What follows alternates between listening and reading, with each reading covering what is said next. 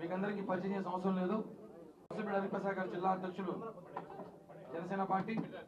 మా అబ్జర్వర్లు ఈ పార్టీకి అధికారి కృష్ణ గారు, కాయగూర తర్వాత అందరూ మాట్లాడదాం.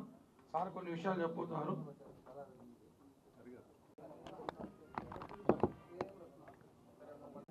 ఎన్నికలకి జనసేన పార్టీ తరఫున మళ్ళీ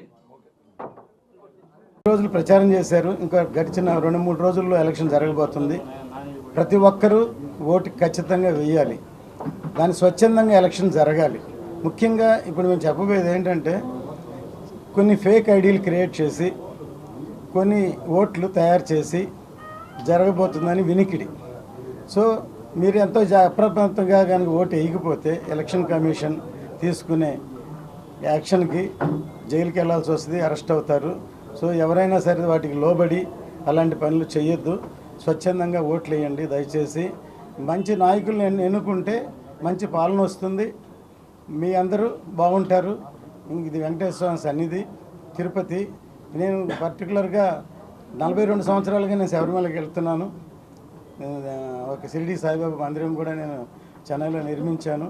ఒకటి సినిమా తీయడం తెలుసు, ఇంకోటి దైవభక్తి, షిరిడి, శబరిమలై, తిరుపతి ఇలా అంటుంటాం.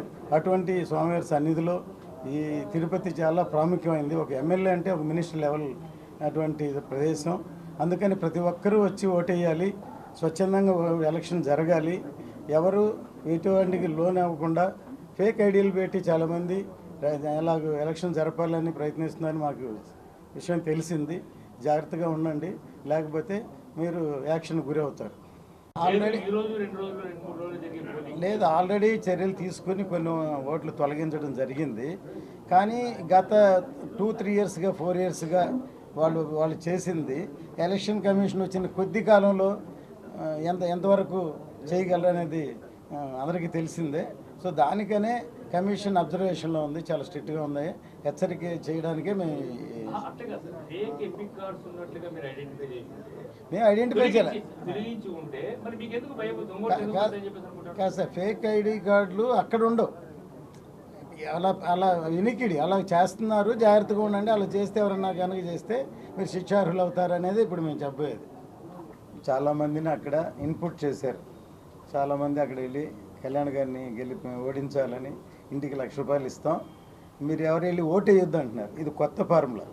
డబ్బులు ఇచ్చి ఓటు వేయమంటారు, డబ్బులు ఇచ్చి ఓటు వేయకుండా ఆపడానికి కూడా ప్రయత్నిస్తున్నారు. ఆ భయం వచ్చింది కాబట్టి ఇంక ఎంత పెద్ద మీటింగ్ పెట్టినా ఏం జరగదు. కళ్యాణ్ గారు అతిపెద్ద మెజారిటీతో గెలబోతున్నారు. సార్, ఇండస్ట్రీ వేరు, రాజకీయం వేరు. అభిమానం ఉండొచ్చు. ఎవరికైతే అభిమానం ఉందో వాళ్ళు వచ్చి ఇప్పుడు చూస్తున్నారు మీడియాలో చాలామంది కళ్యాణ్ గారు రావాలని కోరుకుంటున్నారు. ఎప్పుడైనా సరే మంచి పరిపాలన రావాలి. వస్తే ఇంతవరకు ఎవరి ప్రభుత్వం వచ్చినా సినిమా ఇండస్ట్రీకి సంబంధించి అందరినీ పిలిచి అందరికీ రాయితీలు ఇవ్వడం, మంచి చేయడం, అవార్డ్స్ ఇవ్వడం చేసేవాళ్ళు. కానీ ఈ సీఎం వచ్చిన తర్వాత అసలు ఉన్నవి తీసేసి తక్కువ వాళ్ళకి కళ్యాణ్ గారు పాలిటిక్స్లో ఉన్నారని ₹10 టికెట్ అమ్మాలి, ₹20 టికెట్ అమ్మాలి, ₹10 మేము టిప్స్ కూడా ఇవ్వం కదా. ఇన్ని కోట్లు పెట్టి సినిమా తీస్తే ఎలాగో అలా చూపించాలంటే ఆయనే డబ్బులు పెట్టి సినిమా తీసి ఫ్రీగా చూపించవచ్చు. ఫ్రీగా టికెట్ అన్నా కూడా టైం వేస్ట్ చేసి జనం థియేటర్కి రారు. సినిమా బాగుంటేనే ఎంటర్టైన్మెంట్ వస్తారు. సో అలాంటి ఇండస్ట్రీని తొక్కాలని ప్రయత్నిస్తే అది ఎవరు సినిమా ఇండస్ట్రీ హర్షించదు. అంటే ఇప్పుడు క్యాడర్ బలంగా ఉన్నది, అందరూ ఒకటిగా సమిష్టిగా ఫైట్ చేస్తున్నారు కాబట్టి ఇప్పుడు ఎవరి దగ్గర పంచుకొని వాళ్ళ ప్రకారం వర్క్ చేస్తున్నారు. క్రమంగా జనసేన క్యాడర్ బలపడుతుంది. అందరూ నాకు తెలిసి అందరూ సమిష్టిగా వర్క్ చేస్తున్నారు. ఖచ్చితంగా గెలుస్తారు, హైయెస్ట్ మెజారిటీతో గెలుస్తారు. కొత్తగా వచ్చినప్పుడు కొద్ది రోజుల ముందు నేను బాంబే నుంచి చెన్నై వస్తుండగా నా పక్కన వ్యక్తి కూర్చున్నారు. నన్ను చూసి తను ఏమన్నా అంటే, తమిళ్లో తీసే ఇండియన్ అని, మీ సినిమా నేను 25 సార్లు థియేటర్లో చూశాను సార్. నేను ఒక ఎంప్లాయీని, నా లైఫ్ ₹1,500 మొదలుపెట్టి ఇవాళ నెలకి 25 లక్షలు ఎర్న్ చేస్తున్నాను. ఇంతవరకు 25 సార్లు ఆ సినిమా థియేటర్లో చూశాను. ఒక్క నయా పైసా కూడా నేను ఇంకా లంచం తీసుకోలేదు.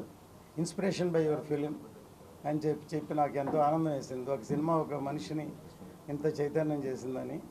అలాగూ ఈ సినిమా రంగంలో ఎంటర్టైన్మెంటే కాకుండా మంచి సందేశాత్మక చిత్రాలని ఒకే ఒకడు, భారతీయుడు, కర్తవ్యం లాంటి ఎన్నో ఉత్తమమైన చిత్రాలు నిర్మించాను. ఇవన్నీ నిర్మించాలంటే మనలో కొంచెం భావాలు ఉండాలి.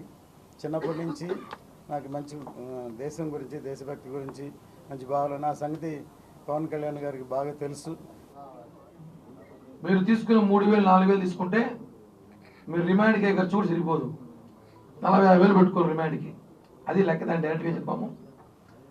తిరుపతిలో దొంగోట్లు ఎలా అయితే ట్రాన్స్ఫర్ ఇక్కడి నుంచి అక్కడికి, అక్కడి నుంచి అక్కడికి చేయాలని ప్రయత్నిస్తున్నారో ఎక్కడికక్కడ కట్టడి చేయడానికి మేము ప్రయత్నం చేస్తున్నాము.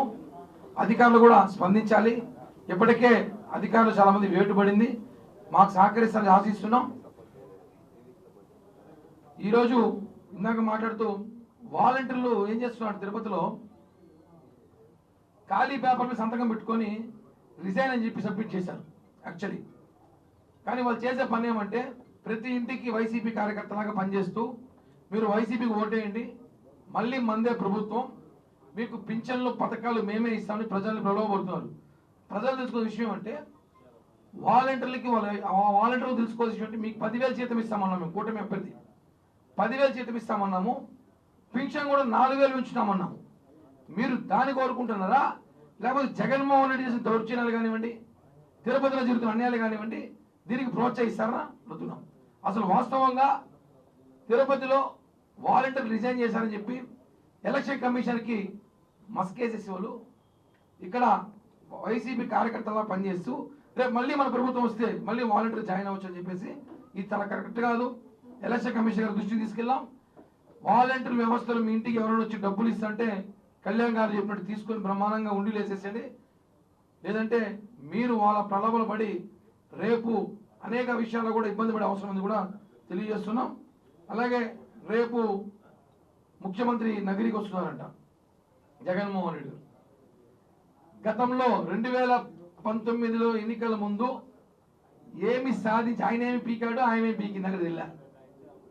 గాలేరు నగరి ప్రాజెక్ట్ పూర్తి చేసినాకే ఓట్లు అడుగుతా అన్నాడు. ఏమైంది గాలేరు నగరి ప్రాజెక్టు? చేనేతలకు 500 యూనిట్ల వరకు ఉచితంగా ఇచ్చాకనే అని చెప్పి మేనిఫెస్టో పెట్టాడు. ఎక్కడ? నగిరిలో. ఎవరికి లేదా? 500 యూనిట్లు ఉచితంగా ఉంది. ఎవరికి? రోజా ఇంటికి. బిల్లు కట్టలేదు పాపం, ఆమె ఫ్రీగా ఇచ్చాడు. అక్కడ చెరుకు రైతులకు కూడా పథకాలు ఇస్తామని అవి కూడా మోసం చేశారు. అంటే ఏమి చేశామని రేపు నగిరికి వచ్చి రోజాని గెలిపించాలని అడుగుతున్నా. ఏం చేశారని? అన్నదమ్ములు శ్మశానంగా కబ్జా చేశారు, ఇల్లు రాక్కున్నారు, ఆస్తులు సంపాదించుకున్నారు, ప్రజల్ని రక్తం తాగారు. ఇవన్నీ తాగి రోజా సభాష్ ఓట్లు ఏమని అడుగుతారా? అదేవిధంగా తిరుపతికి ప్రచారం ఉందంట 11వ తారీఖు జగన్మోహన్ రెడ్డి గారిది. ఏమి చేశారని ఈ 2 ప్రాంతాలు అడుగుతున్నారు. టీడీఆర్ బాండ్లు స్కామ్ చేసిన ఓట్లు అడుగుతారా, లేకపోతే తిరుపతిలో ఇంతమంది ఇబ్బందులు పెట్టిన ఓట్లు అడుగుతారా, బోరింగ్ వేస్తే 10,000 ఇవ్వాలని చెప్పి ఓట్లు అడుగుతారా? ఏం అడుగుతున్నాం జనసేన పార్టీ తరఫున. ఇవన్నీ కరెక్ట్ కాదు. ఖచ్చితంగా ఇందాక మా పెద్దలు చెప్పినట్టు దొంగ ఓట్లు వేయడానికి ప్రయత్నిస్తే మాత్రం జైలుకి వెళ్ళడం ఖాయం. మీరు తప్పించుకోవాలని చూస్తే ఇక్కడ ఆల్రెడీ ఎలక్షన్ కమిషన్ చెప్పింది, వెబ్ క్యామ్ పెట్టి ప్రతి అబ్జర్వ్ చేస్తున్నాం. తిరుపతి విషయం మీద మాకు ఆల్రెడీ దృష్టిలో చెప్పారు కాబట్టి సీరియస్గా అడుగుతున్నాం. దొంగ ఓట్లు ప్రయత్నిస్తే మాత్రం ఖచ్చితంగా పెద్ద నేరం అయితే పెద్ద శిక్ష అయితే పడుతుందని చెప్పి కూడా తెలియజేస్తున్నాం.